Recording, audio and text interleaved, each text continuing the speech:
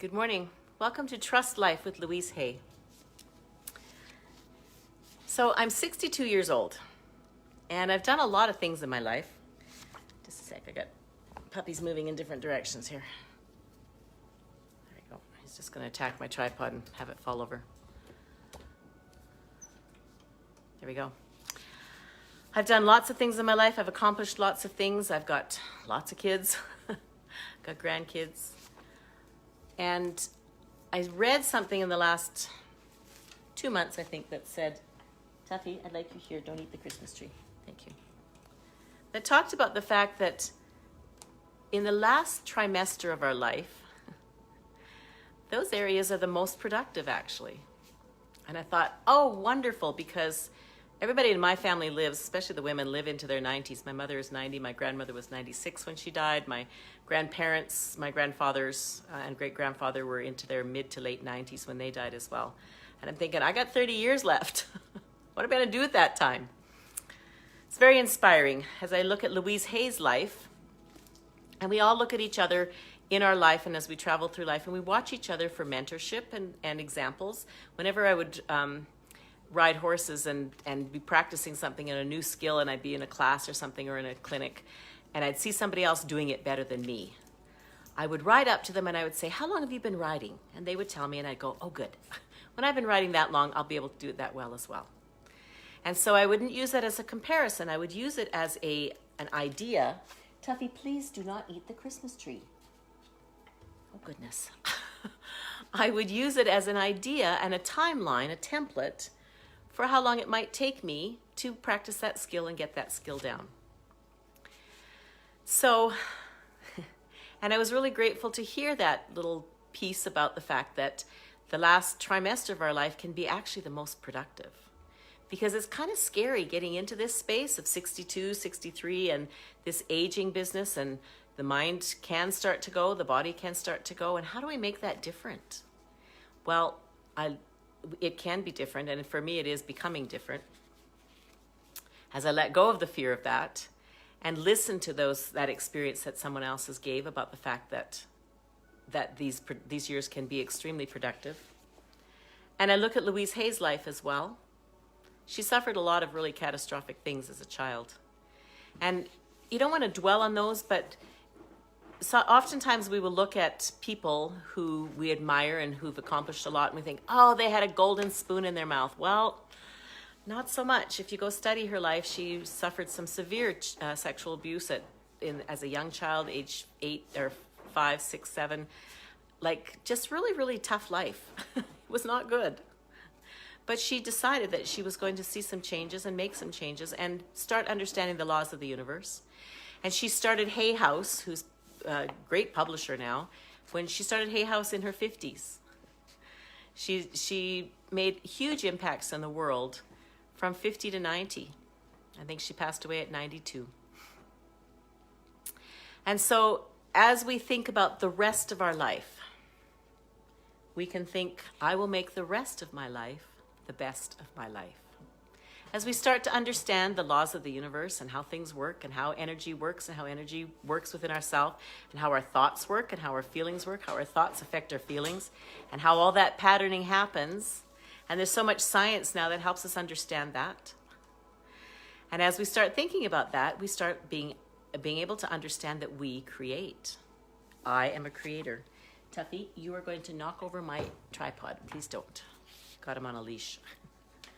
Good boy, thank you. So let's listen to what she talks about for creation. And now Louise didn't come up with these ideas. She just learned them from the universe and understood them, and she gives them to us in a vocabulary and a succinct manner that we can understand and use. She says, I choose to make the rest of my life the best of my life. I now choose to move away from the limiting beliefs that have been denying me the benefits I so desire. So every time I read a line, I think about something that I've experienced. So I'm not a tiny little skinny person. I'm what I call powerful. And I've run lots of marathons and ultra marathons. But for a long time, I've been at a battle with my body, and I've wished that it was 20 pounds less, and I've fought with it and stuff. And lately I've gone through some very specific stages where I've done some very specific things to carve off the extra weight to heal and to look better. And the weight came back on. And I've just come to the realization that my body is telling me, you know what? I don't want to be skinny. I don't feel safe there. That's been an interesting realization for me. So as I sit with that information, that is a limiting belief. I don't feel safe with less weight on my body. For some reason, my body feels safer when it's got more stuff on it. So that's an observation, and I will sit with that, and I will hear it and listen to it. And it might shift, and it might not. And if it doesn't, it doesn't. And if it does, it does. So back to Louise here. I now choose to move away from the limiting beliefs that have been denying me the benefits I so desire. I declare that every negative thought pattern in my consciousness is now being cleared out, erased, and let go.